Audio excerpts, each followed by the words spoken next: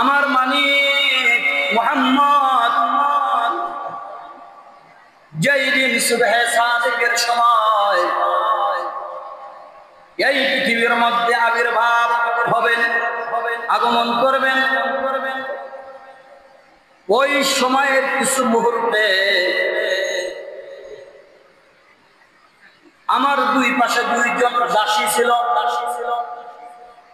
একজনের নাম সুয়াইব, একজনের নাম সুয়াইবা, আর একজনের নাম হয়েছে উম্মে হানি। আমেনা বলতেছেন আমার ডান পাশে সুয়াইবা বসা, বাম পাশে উম্মে হানি বসা। আমার সন্তান আমার পিছনে একটা বালিশ ছিল, বালিশের সাথে ক্যাচ লাগাই আমি এভাবে বসে আছি। আমার দাসীদের সাথে আমি গল্প করতেছি। আমেনা বলতেছেন হঠাৎ করে আমার ঘুম চলে এসেছে, আমি ঘুমায়া পড়েছি। যখন আমি ঘুমায়া পড়েছি, ওই ঘুমের মধ্যেই আমি স্বপ্নে দেখতেছি আমার পুরা ঘরটা নূরে একেবারে আলোকিত হয়ে গেছে। হঠাৎ করে আমি তাকায়া দেখতেছি আমার ঘরের এক কোনায় একজন মহিলা বসা, সাদা শাড়ি পরে, আর এক কোনায় আর একজন মহিলা বসা, সাদা শাড়ি পরে। আমার ঘরের চার কোনায় চারজন মহিলা সাদা শাড়ি পরে বসে। আমেনা বলতেছে আমি স্বপ্নে দেখতেছি ঘুমায় ঘুমায়া চার কোনায় চারজন মহিলা সাদা শাড়ি পরে বসে আছে। আমি ঘুমের মধ্যে সুয়াইবাকে জিজ্ঞাসা করলাম, ও সুয়াইবা, আমার ঘরের মধ্যে চার কোনায় চারজন মহিলা দেখা যায়, যাদেরকে আমি কোনোদিন আমার এই জন্মে দেখি নাই, মক্কার কোনো গলিতে গলিতে আমি কোনোদিন স্বপ্নে বলতেছে কথা, বলতেছে কথা। তাহলে এদের পরিচয়টা কি একটু বলো। সিরাতের মধ্যে লেখেন আমেনা স্বপ্নের মাধ্যমে তাদেরকে জিজ্ঞাসা করতেছে সুয়াইবার কাছে। এবার ওই যে চার কোনায় চারজন মহিলা, একজন মহিলা দাঁড়ায়া বলতেছে, ও আমেনা, তুমি আমাকে চেনবা না, তুমি আমারে কোনোদিন দেখো নাই। আমি হইলাম হযরত আদম আলাইহিস সালাতু ওয়াস সালামের স্ত্রী, আমি হইলাম হাওয়া আলাইহিস সালাম।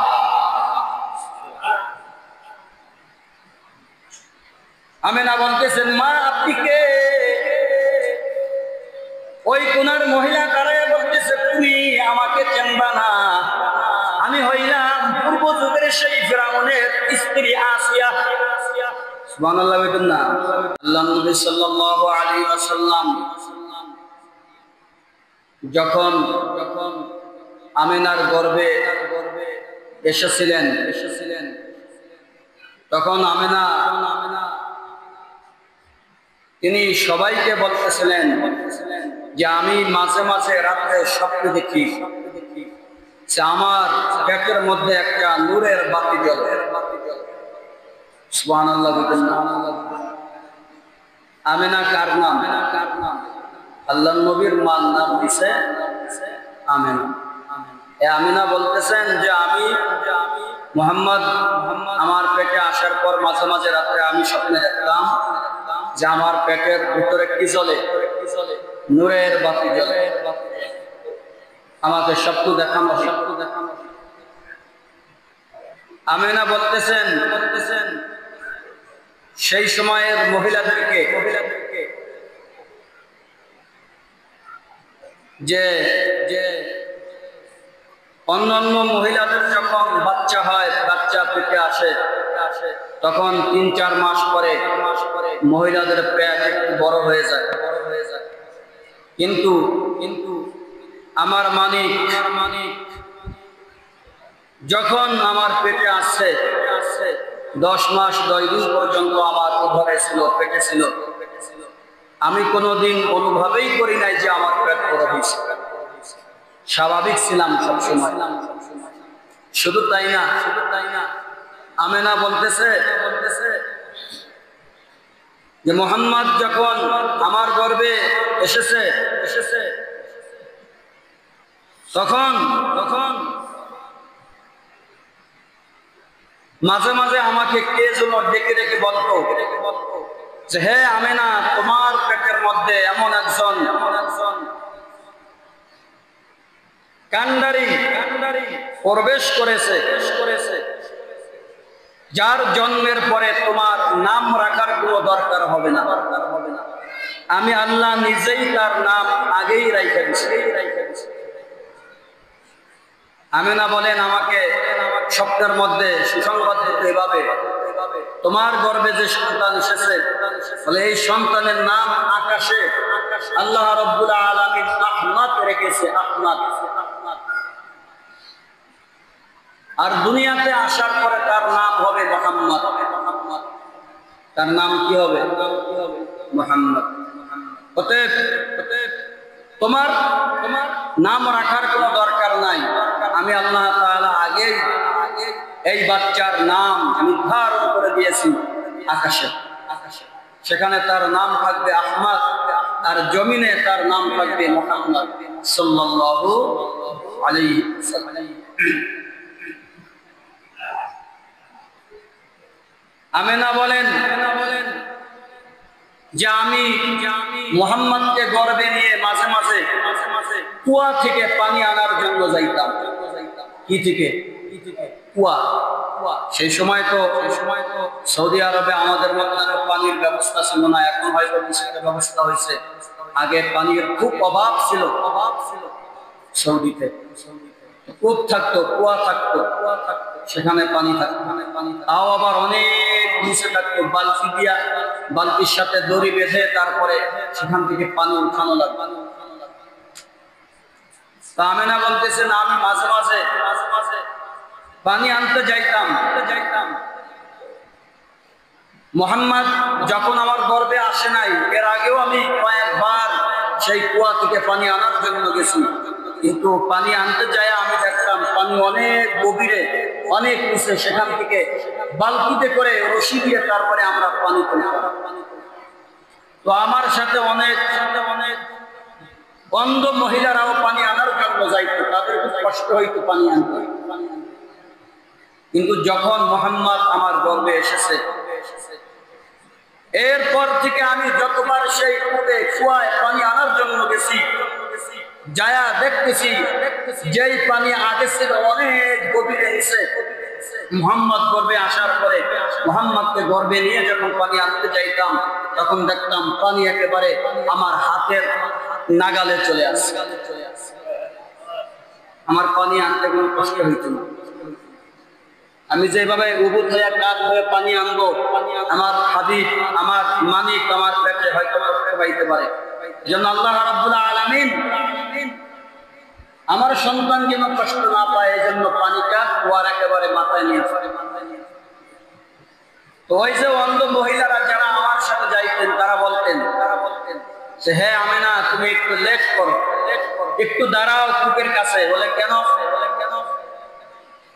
বলে তুমি যদি এখান থেকে চলে যাও, পানি আবার সেই কূপের নিচে চলে যাবে। যত সময় পর্যন্ত তুমি এই কূপের কাছে থাকো, তত সময় পর্যন্ত এই কূপের পানিগুলো একেবারে হাতে না লেগে থাকে। তো আমরা তো অন্ধ মহিলারা, আমাকে পানি তুলতে আগে কষ্ট হইতো, এখন তোমার কারণে আমাদের আর কোনো কষ্ট হয় না। এই জন্য আমাকে পানি নিতে খুব সুবিধা হয়। এই জন্য তুমি যাইও না। আমেনা বলতেছেন, সিরাতের মধ্যে দেখেন আমার মালিক মুহাম্মদ যেই দিন সুবহে সাদিকের সময় এই পৃথিবীর মধ্যে আবির্ভাব হবেন, আগমন করবেন, ওই সময়ের কিছু মুহূর্তে আমার দুই পাশে দুইজন দাসী ছিল। একজনের নাম সুয়াইব, একজনের নাম সুয়াইবা, আর একজনের নাম হয়েছে উম্মে হানি। আমেনা বলতেছেন, আমার ডান পাশে সুয়াইবা বসা, বাম পাশে উম্মে হানি বসা, আমার সন্তান। আমার পিছনে একটা বালিশ ছিল, বালিশের সাথে তো ক্যাচ লাগাই আমি এভাবে বসে আছি। আমার দাসীদের সাথে আমি গল্প করতেছি। আমেনা বলতেছেন হঠাৎ করে আমার ঘুম চলে এসেছে, আমি ঘুমায়া পড়েছি। যখন আমি ঘুমায়া পড়েছি, ওই ঘুমের মধ্যেই আমি স্বপ্নে দেখতেছি আমার পুরা ঘরটা নূরে একেবারে আলোকিত হয়ে গেছে। হঠাৎ করে আমি তাকায়া দেখতেছি আমার ঘরের এক কোনায় একজন মহিলা বসা, সাদা শাড়ি পরে, আর এক কোনায় আর একজন মহিলা বসা সাদা শাড়ি পরে। আমার ঘরের চার কোনায় চারজন মহিলা সাদা শাড়ি পরে বসে। আমেনা বলতেছে আমি স্বপ্নে দেখতেছি ঘুমায় ঘুমায়া চার কোনায় চারজন মহিলা সাদা শাড়ি পরে বসে আছে। আমি ঘুমের মধ্যে সোয়েবাকে জিজ্ঞাসা করলাম, ও সোয়েবা, আমার ঘরের মধ্যে চার কোনায় চারজন মহিলা দেখা যায় যাদেরকে আমি কোনোদিন আমার এই জন্মে দেখি নাই, মক্কার কোনো গলিতে গলিতে আমি কোনোদিন স্বপ্নে বলতেছে কথা। তাহলে এদের পরিচয়টা কি একটু বলো। সিরাতের মধ্যে লেখেন আমেনা স্বপ্নের মাধ্যমে তাদেরকে জিজ্ঞাসা করতেছে সোয়েবার কাছে। এবার ওই যে চারজন মহিলা, একজন মহিলা দাঁড়ায়া বলতেছে, ও আমেনা, তুমি আমাকে চেনবা না, তুমি আমারে কোনোদিন দেখো নাই। আমি হইলাম হযরত আদম আলাইহিস সালাতু ওয়াস সালামের স্ত্রী, আমি হইলাম হাওয়া আলাইহিস সালাম।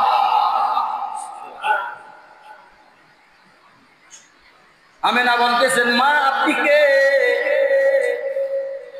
ওই কোনার মহিলা দাঁড়ায় বলতেছে, তুমি আমাকে চেনবা না, আমি হইলাম পূর্ব যুগের সেই ফিরাউনের স্ত্রী আসিয়া। সুবহানাল্লাহ বলেন না? তোমার এই ঘরের মধ্যে একজন পূর্ণিমার চাঁদ জন্মগ্রহণ করবে।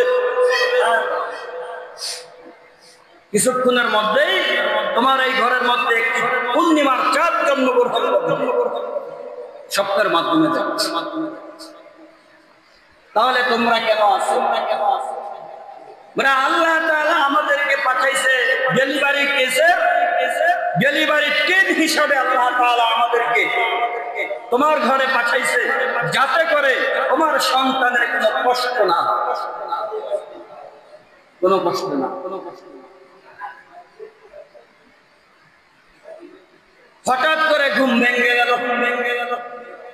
আমেনা ঘুম ভাঙ্গার পরে তাকায়া দেখতেছে ওই যে তার ডান পাশে যে বান্দি সোয়াইবা বসা, সেই সোয়াইবার কোলে একটা সন্তান পূর্ণিমার চাঁদের চাইতেও তার চেহারা ঝলমল করে।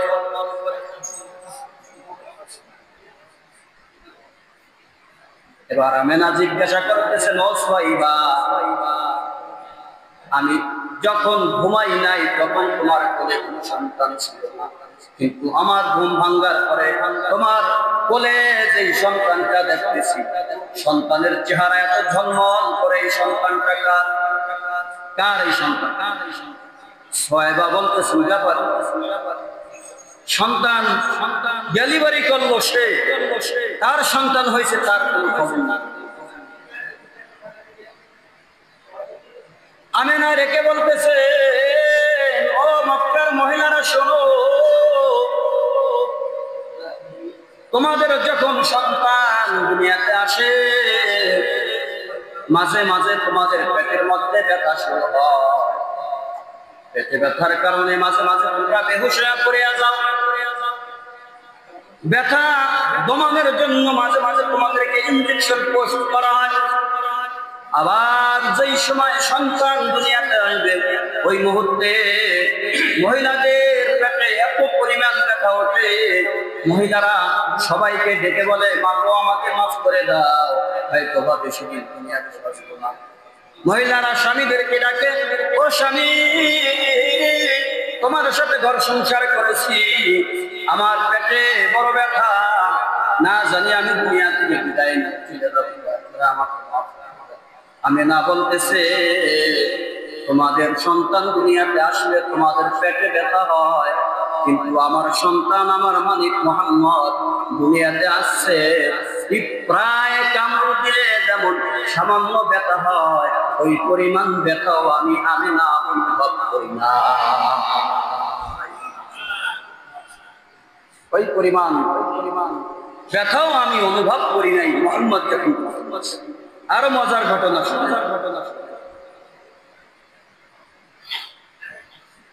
আমাদের যখন সন্তান হয় দুনিয়াতে, সন্তান আসার পরে তারা ওয়াও ওয়াও করে কান্নাকাটি করে, কান্নাকাটি করে না, কান্নাকাটি করে, কান্দে। কিন্তু আমিনা বলতেছে আমার মানিক মোহাম্মদ যখন দুনিয়াতে আসছে, আসার পরে তোমাদের সন্তানরা যেমন শুয়ে থাকে, কিন্তু আমার মোহাম্মদ শুয়ে ছিল না। আমার মোহাম্মদ ওই সময় সেজদা অবস্থায় ছিল। কি অবস্থায় ছিল? সেজদা অবস্থায় ছিল।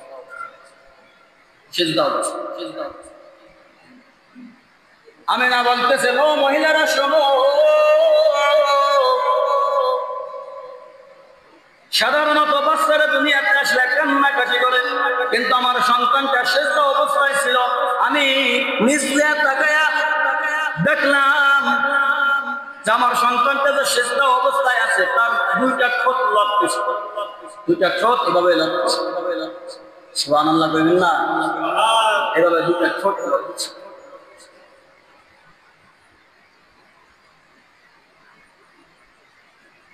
আমি আমিনা আমার মানিক মুহাম্মাদের ঠোঁটের সাথে যখন কানটা মিলাইছি, কানটা মিলানোর পরে আমার কানের মধ্যে আওয়াজ আসতেছে, আমার মুহাম্মদ দুনিয়াতে আসার পর মহান রব্বুল আলামিনের শুকরিয়া আদায় করতেছে, শুকরিয়া আদায় করতেছে। শুধু তাই না, আমার সন্তান মুহাম্মদ যেই দিন যখন সুবহে সাদিকের সময় দুনিয়াতে আসছে, আমি তাকাইয়া দেখতেছি আমার সন্তানের দুইটা হাত লজ্জা স্থানের উপরে এভাবে দেওয়া, লজ্জা স্থানের উপরে এভাবে দেওয়া। ব্যাপারটা কি? ছোট বাচ্চা, কিন্তু তার দুইটা হাত লজ্জা স্থানের উপরে দেওয়া কেন? আমিনা বলতেছে, আমি বুঝে ফেলছি আমার সন্তান মুহাম্মদ তার লজ্জা স্থান কাউকে ডাকতে দেবে না। সবাই হয়েছে সবাই মাত্র হয়েছে দুনিয়াতে।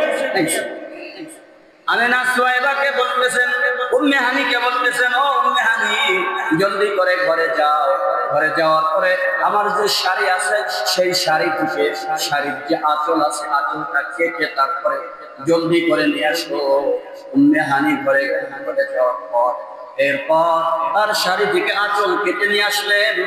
আনার পর আমিনা ওই শাড়ির আঁচল দিয়া মুহাম্মদ সাল্লাল্লাহু আলাইহি ওয়াসাল্লাম এই লজ্জা স্থানটাকে সুন্দর করে লুঙ্গির মতো ঘুরিয়ে দিলেন।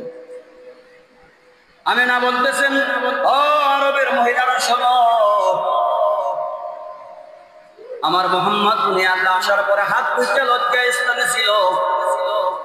আমি মনে মনে ভাবছি যে আমার সন্তান মুহাম্মদ তার লজ্জা স্থান কাউকে দেখতে দিবে না। আমি সাথে সাথে যখন ওই শাড়ির আঁচলটা পেঁচাইয়া দিলাম, পেঁচাইয়া দেওয়ার সাথে সাথে দেখলাম যে মুহাম্মদ তার হাত লজ্জা স্থানের জায়গা থেকে সরাইয়া ফেলছে। যখন লজ্জা স্থান থেকে হাত সরাইয়া ফেলছে, ওই ফাঁকে আমার নজর পড়ে গেছে মুহাম্মদের লজ্জা স্থানের দিকে। আমি মাতো লজ্জা স্থানের দিকে নজর পড়ে গেছে। আমি তাকায়া দেখলাম দুনিয়াতে সন্তান আসার পর 5 বছর 7 বছর 8 বছর পরে মানুষ মুসলমানি করায়, কিন্তু আমার মানিক মুহাম্মদ যেই দিন দুনিয়াতে এসেছেন ওই দিনেই আল্লাহ তারে মুসলমানি করাইয়া তারপরে দুনিয়াতে পাঠাইয়া দিয়েছেন। দুনিয়াতে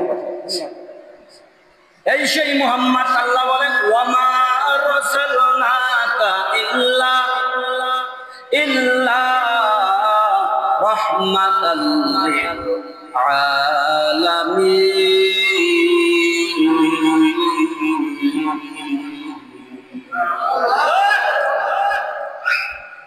যে মুহাম্মদ শিশুকাল থেকে নিয়ে মৃত্যুর আগ পর্যন্ত যার জীবনের মধ্যে মিথ্যা কথার একটা মাত্র মিথ্যা কথা পাওয়া যায় না,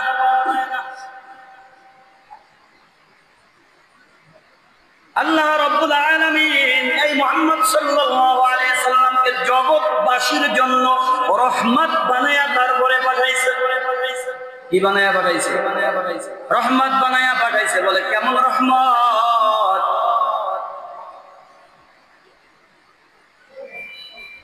আমিনা বলতেছে সকালবেলা ফজরের পর আমার শ্বশুর মশাই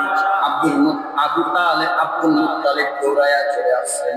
এসে বলতেছেন আমি শুনলাম নাকি আমার নাতি হয়েছে, দয়া করে আমার নাতিটাকে আমার কোলে দাও।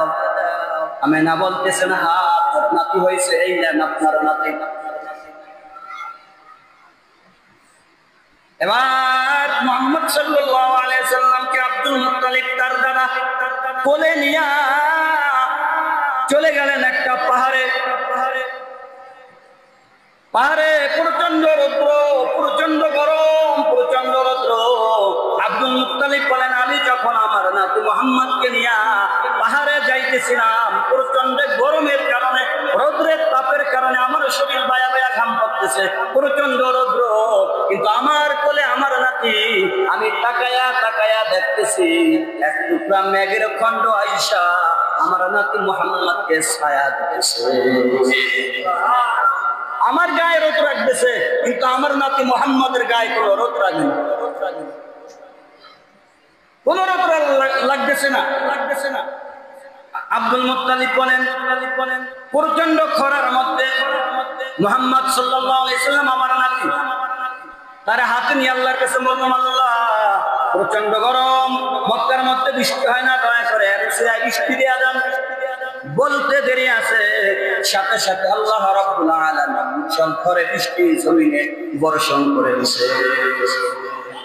ওয়ামা আরসালনাকা ইল্লা রাহমাতাল লিল আলামিন।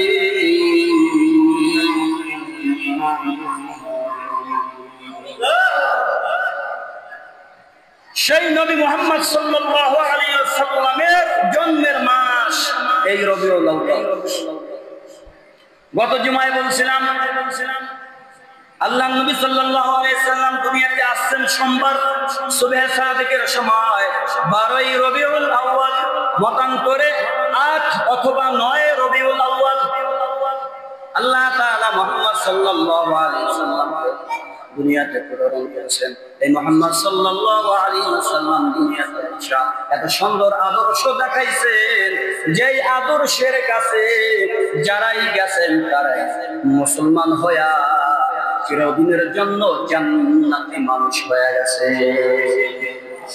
মুহাম্মাদের কাছে ওমর গেছেন, যে ওমর মুহাম্মাদের মাথা কাটার জন্য দৌড়াইয়া গেছিলেন, যে মুহাম্মাদের মাথা কাইয়ে ফেলাইন রাখতাম না, কিন্তু যেই মুহাম্মদ তার মাথা আনার জন্য ওমর দৌড়াইতেছিলেন, এই ওমর যখন মুহাম্মদ সাল্লাল্লাহু আলাইহি ওয়াসাল্লামের কাছে গেছেন, যায় বলতেছেন ও মুহাম্মদ, যে তলোয়ার দিয়ে আমি আপনাকে জবাই করার জন্য আসছিলাম, এই তলোয়ার আজকে আপনার পায়ের নিচে রেখে দিলাম।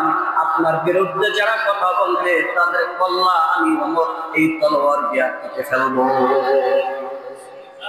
এত বড় দুশমন ওমর, সেই ওমর মুহাম্মদ সাল্লাল্লাহু আলাইহি সাল্লামের আদর্শের কাছে যায় তিনিও মুসলমান হয়ে গেছেন। আর আজকে আমরা একেবারে ফিরি সেই নবী মুহাম্মদের উম্মত হইছি, কিন্তু ফিরি হইছি তো এই জন্য আর কি আমাদের কদর নাই। ওই যে একটা কথা আছে না, বাকি দিলে কথা কয় না, বাকি দিলে কি যায়, ফাঁকি যায়, বাকি দিলে ফাঁকি যায়, এইরকম একটা কথা। ফিরি উম্মত হয়েছিল, এই জন্য মুহাম্মদ সাল্লাল্লাহু আলাইহি সাল্লামের উম্মত ফিরি হয়েছিল, তার কদর আমাদের কাছে নেই, তার কদর আমাদের কাছে নেই। অথচ বড় বড় লেকচার দেই, বড় বড় লেকচার, বড় বড় বয়ান আপনি আমি করতে পারি, বড় বড় ফতোয়া আপনি আমি মারতে পারি, কিন্তু কাজের বেলায় ঠন কিছুই না। কয়জন পাবো এরকম যে নবীজির সুন্নাত মোতাবেক তার জিন্দেগিটা চালাইতেছে? কয়জন পাওয়া যাবে এরকম? নাই তো রে ভাই, নবীর সুন্নাত আমাদের মধ্যে নাই।